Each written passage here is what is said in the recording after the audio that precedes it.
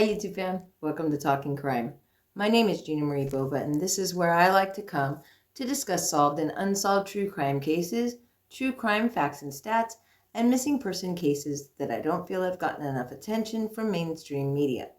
If you are interested in everything true crime, then you've definitely come to the right place. I do hope that you'll choose to subscribe to my channel, and if you click that little bell next to the subscribe button, YouTube will notify you whenever I upload new content. Okay, now quick warning. Before we get started, I need to say this. My videos are not for children. They are not for those with weak stomachs, nor those who are easily triggered or offended. I don't censor my language, ever. I talk about true crimes here, so many of the details that I give and photos that I show are going to be graphic in nature. So viewer discretion is most definitely advised. So also before we get started, I would like to say that if you have any requests or suggestions as far as what cases I cover, I would love for you to place those down in the comment section below. I always reply to all of my comments, and I could use some help figuring out what cases to do coming up for 2023. Now, I'm never going to not be able to find a true crime cases. Unfortunately, there are so many, I'll never run out. Okay, I could do this every single day for 20 years and not even make a dent in the cases that are out there, unfortunately. But that being said, with it being so many out there, sometimes I have a hard time choosing, I guess, on which ones to tell you about. So like if you have any types of cases or specific cases that you would like me to look into, please, like I said, put that down in the comment section. And let's get started on today's case. Imagine working your ass off for a week or two and then having to hop on a Greyhound bus to get back home. What comes to mind when you think of having to take a long trip on a Greyhound bus? For me, it's being bored as hell. Listening to babies crying, snoring, then there's those lovely smells that come along with being locked in a tight space with 40 or 50 other people, you know, like the filthy bathrooms, stank diapers, feet, pits, all that. So I think I would put headphones on, be thankful for having to wear the mask, and try to sleep through the entire experience. Well, that's what I would have done before. But now that I've heard about what happened to 22-year-old Tim McLean, I don't think I would be able to do that now. Who was Tim McLean? Well, Timothy Richard McLean Jr. was born on October 3rd, 1985 in Winnipeg, Canada. He loved food, dirt biking, sports, lots of adventures. He had a large group of family and friends that adored him, and he was said to have a very great sense of humor and awesome personality, a contagious smile. And at the time of this incident, he worked for a traveling carnival. He was 22 years old, and he had a girlfriend back home that was about 4 months pregnant. Jumping now to July 30th, 2008. Now, Tim was on his way back home from work, and remember I told you that he was traveling with the carnival for work, okay? A friend had offered to buy him a plane ticket, but for whatever reason, Tim turned him down. Instead, he opted to take a Greyhound bus home. He boarded bus number 1170 to Winnipeg, and he walked toward the back of the bus. He sat down at the window seat in the second to last row, and he was exhausted. So he just put his music on, his headphones on, and he leaned his head against the window, and it didn't take him long, and he fell right to sleep. Now, he had been sleeping for a few hours when, as buses tend to do, the bus had to stop, letting off some passengers and picking up new ones. And one of the people who got onto the bus here was 40-year-old Vince Lee. Vince Lee boarded the bus and quietly. He sat down. He didn't cause any problems. He didn't draw attention, nothing. He just sat there, and he sat at the front of the bus, kept to himself pretty much the whole time, and showed no signs of being agitated, or no red flags were flying, okay, for anybody.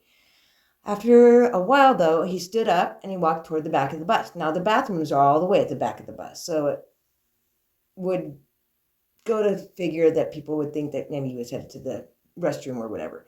But instead, he sat in an empty seat that was next to Tim.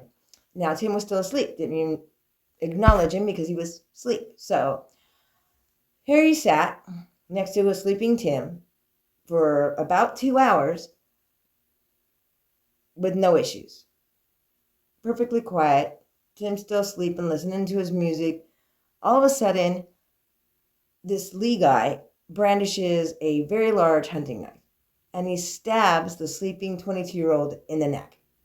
Now, witnesses state that Lee sat there quietly with no problems at all and that this attack was completely and 100% unprovoked. Now, the people that sat across the aisle from him witnessed this and they got up. They were freaked out. I mean, wouldn't you be? And ran toward the front of the bus, screaming and yelling at the driver that somebody's being attacked in the back of the bus. Okay, so the driver immediately pulls the bus over off the freeway and parks it on the shoulder of the road. Okay, he opens the doors and he instructs everybody to evacuate the bus. After right here is where a lot of the stories get jumbled and witness accounts differ due to the chaos and the shock of what was happening. I have no doubt, okay? But it's hard to try and sort your way through all the different differences in the stories, okay? So what I'm going to say is that people were standing outside the bus, okay? Some were calling for help, some were crying. Everybody was probably feeling extremely helpless and horrified. They were in shock. And they could still hear what's happening and see what's happening inside the bus. And in there, Lee is continuing his unprovoked and brutal attack against Tim. Now, Tim obviously woke up at this point, but he woke up to being ferociously stabbed. He had no chance, and ultimately, unfortunately, he died. But that didn't stop Lee.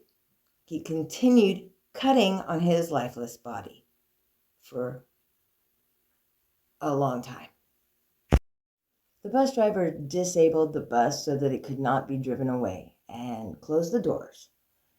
A passing semi-truck driver, Christopher Alguire, saw the bus and the people on the side of the road and pulled over to see what was wrong and how he could help. Upon hearing what was happening, he grabbed a metal pipe out of his truck to use for self-defense, and then he ran onto the bus to try to help Tim. But he soon realized Tim was already dead. So he got back off of the bus and helped the bus driver by making sure that the assailant could not leave that bus. Inside the bus, yes, Vince killed Tim McLean, but he didn't stop there. He then proceeded to decapitate him as the bystanders helplessly watched in horror. Then he starts carrying his head around by the hair and pacing around the bus, even held it up to the windows to show onlookers as if he was so fucking proud of himself for what he had done. And he went back over to the rest of Tim's lifeless body and began further mutilating it and cutting pieces off, occasionally eating pieces of his flesh in the process. When police got there, they quickly assessed the scene and moved the bystanders a safe distance away from the bus. They surrounded and they attempted to talk Vince Lee down and out of the bus. But when that didn't work, there was a 4-hour standoff. I'm not quite sure why they didn't just shoot his ass. Even the truck driver, Christopher, that I told you about, asked them, yelled at them, shoot him. But they figured as long as he was in the bus, he was not an immediate threat to anybody because the only other person in the bus was already deceased. Therefore, they could not shoot him, I guess. It doesn't matter that the guy was fucking eating his murder victim. Eventually, he got pissed off because he couldn't get out. He knew he was going to get caught, so he tried to jump through the window, but police caught him and tasered him twice and took him into custody. In his pocket, officers found Tim's nose, tongue, and an ear.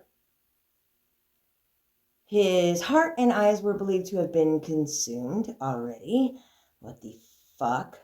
And most of Tim's remains, other than that, were recovered, other than some bits of flesh here and there that were already consumed.